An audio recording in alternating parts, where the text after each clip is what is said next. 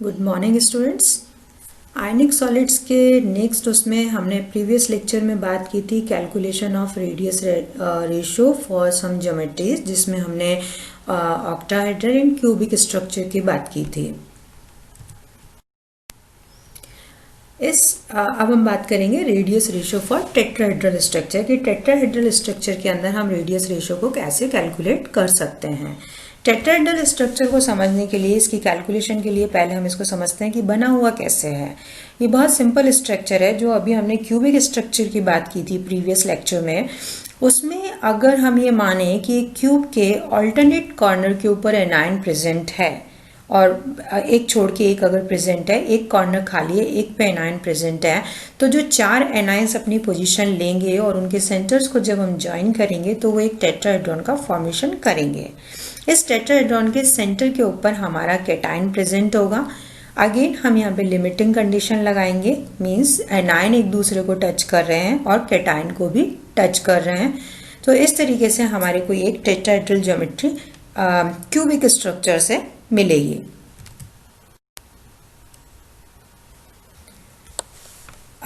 इस डायग्राम में आप देख सकते हैं कि हमने एक क्यूब बनाया है। क्यूब के ऑल्टरनेट कॉर्नर्स पे हमने हमारा एनाइन रखा है, तो हमारा टेट्राहेड्रॉन बन रहा है ABCD। ओके, और इसका सेंटर जो कि O है, जहाँ पे कि हमारा कैटाइन प्रेजेंट है, उस सेंटर से जो लाइन A को ज्वाइन कर रही है, मींस कैटाइन के सेंटर से होते हुए एनाइन के सेंटर तक जो लाइन जा रही है, that is OA। Point O से लाइन AD के ऊपर जब हम एक परपेंडिकुलर डालते हैं तो हमें मिलता है एक लंब परपेंडिकुलर OP, और इस तरीके से हमारे को एक राइट एंगल ट्राइंगल मिलता है जो कि है हमारा ट्राइंगल OAP। इस ट्राइंगल OAP से again OA square is equal to AP square plus OP square. यहाँ OA is equal to R plus plus R minus AP। जैसा कि मैंने बताया कि ये इस लाइन के ऊपर, टेट्राहेड्रॉन की लाइन के ऊपर दो एनाइन एक दूसरे को ज्वाइन कर रहे हैं, so AP is equals to R minus and OP जिसकी हम बात कर रहे हैं, जो कि टेट्राहेड्रॉन के सेंटर से है, it is equal to half of DE। क्योंकि ये क्यूब के सेंटर पे भी है तो ये हाफ ऑफ DE हो गया। अगेन फ्रॉम ट्राइंगल ADE जो हम बात कर रहे हैं, ट्राइंगल ADE जो हमें मिल रहा है, इस ट्राइंगल ADE या ADF को ले लेते हैं, that is equal triangle ADF जो नीचे की तरफ, नीचे की फेस पे बन रहा है, क्योंकि हमारा जो AP है वो इसी का हाफ है, बट OP जो है वो DE का हाफ है and DE is equal to DF, तो हमें DF की वैल्यू निकालनी होगी। तो इसलिए हम इस ट्राइंगल को लेते हैं ADF को। Again AD square is equal to AF square plus DF square and it is equal to, चूंकि दोनों आर्म्स इक्वल है, क्यूब है ये, so it is equal to 2DE square. AD is equals to under root 2DE, simple geometrical calculation है, that is 2R minus. What is AD? AD it is equal to 2R minus. So 2R minus is equal to under root 2 OP. हमें OP की form में लेना है and OP जो है वो D का जो है वो डबल है, हाफ है मतलब, तो इसको जब OP को डबल करेंगे तो हमें DE मिलेगा। So it is 2OP and OP is equals to 1 upon under root 2R minus. ये हमने OP की वैल्यू निकाली है। Now substituting the value of OA, OP and AP in equation number 3, we get R plus plus R minus whole square is equal to half of R minus square plus R minus square. So it is equal to 3 by 2 R minus square. Again R plus plus R minus is equal to under root 3 by 2 R minus. R plus is equal to R minus under root 3 by 2 minus 1. Under root 3 by 2 की value 1.225, so R plus upon R minus, that is radius ratio RR will be 0.225। So इस तरीके से हम tetrahedral geometry के लिए जो limiting value निकालते हैं, it is 0.225। Radius ratio for trigonal planar structure, वैसे this is not in the syllabus of BSc part 1 of Rajasthan university, but एक अंडरस्टैंडिंग के लिए इसकी सिचुएशन, ज्योमेट्रिकल सिचुएशन इस तरीके से होगी। एक ट्राइंगल का फॉर्मेशन होता है और उसके बिहाफ पे जब हम कैलकुलेट करेंगे तो हमारे जो रेडियस रेशो की वैल्यू आएगी that is 0.155। Now advantages of radius ratio rule. तो इस तरीके से हमने 3 डिफरेंट ज्योमेट्रीज के लिए कैलकुलेट किया कि कैसे हम रेडियस रेशो निकालते हैं। तो इसकी एडवांटेजेस क्या हैं इस रूल की, तो इसके बिहाफ पे हम देखते हैं कि बहुत सारे कंपाउंड्स जिनकी हमारे को आयंस की रेडियाई अगर पता है तो हम प्रिडिक्ट कर सकते हैं कि उनकी ज्योमेट्री क्या होगी। For example, radii of beryllium Be2+ and S2- sulphide ion जो है इनकी है 0.59 एंड 1.85 रिस्पेक्टिवली। इनका रेशो निकालते हैं तो वो आता है हमारा 0.32। इसके according this should be tetrahedral and in fact it is tetrahedral. BeS is tetrahedral. Again, the structure of sodium chloride will be octahedral as per the radius ratio 1.02/1.84. इसकी वैल्यू आती है 0.55। तो it's greater than 0.414 and less than 0.732, so it is octahedral. Now caesium chloride की बात करें तो caesium chloride के case में इसकी जो रेडियस रेशो होता है वो 0.91 होता है, तो इसको क्यूबिक होना चाहिए और ये क्यूबिक होता है। तो इस तरीके से हम रेडियस रेशो रूल के बिहाफ पे कुछ जो हमारे आयनिक कंपाउंड्स हैं उनकी ज्योमेट्री को प्रिडिक्ट कर सकते हैं और एक्सप्लेन कर सकते हैं।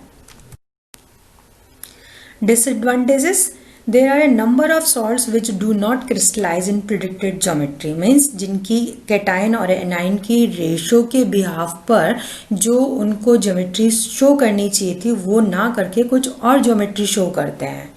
For example, alkali metal halides radius ratio given in the table have been divided into 3 parts। अगर नेक्स्ट स्लाइड में मैं आपको अब बताऊंगी उसकी जो alkali metal halides हैं उनको हम 3 पार्ट्स में डिवाइड कर सकते हैं।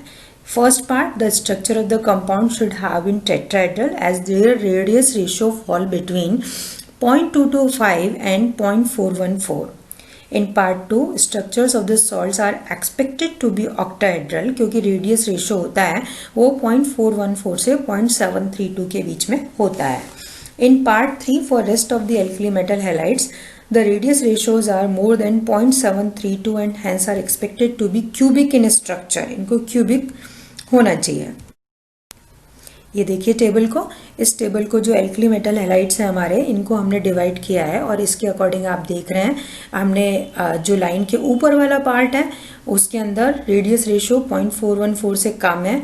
जो इस ब्लॉक के अंदर डॉटेड लाइन के अंदर आ गया है वो 0.414 से 0.732 के बीच में है और इसके अलावा जो नीचे वाले हैं उनका 0.732 से ऊपर है।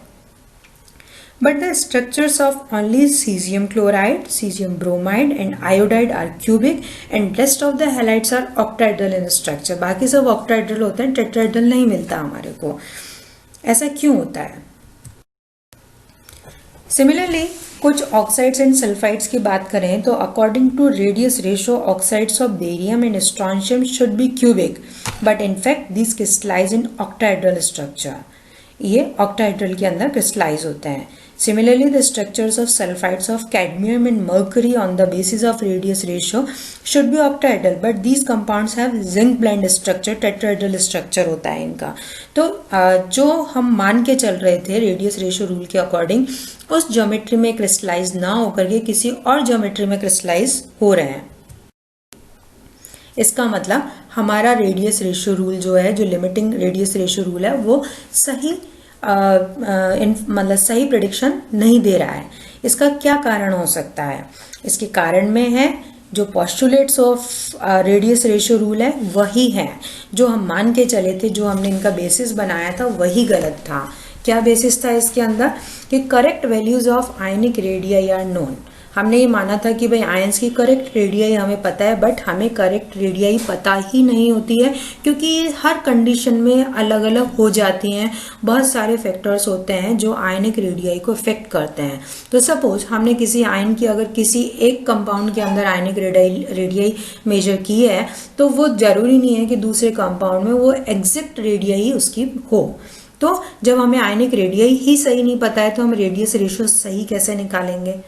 दूसरा, ions are like hard spheres. हमने ये माना था कि ये हार्ड स्फीयर्स होते हैं, बट ये हार्ड नहीं होते हैं, ये स्क्वीज होते हैं, फ्लेक्सिबिलिटी होती है इनके अंदर। Stable structure is possible only when cations and anions are in contact with each other. हमें पता है भले ही कि वो कैटायन है जो कि पॉजिटिवली चार्ज्ड है, लेकिन उसके चारों तरफ है तो इलेक्ट्रॉन क्लाउड ही। सिमिलरली एनायन के ऊपर भी इलेक्ट्रॉन क्लाउड है, तो दोनों एनायन कभी भी सिमिलर चार्ज के होने की वजह से कभी भी एक दूसरे को टच कर ही नहीं सकते।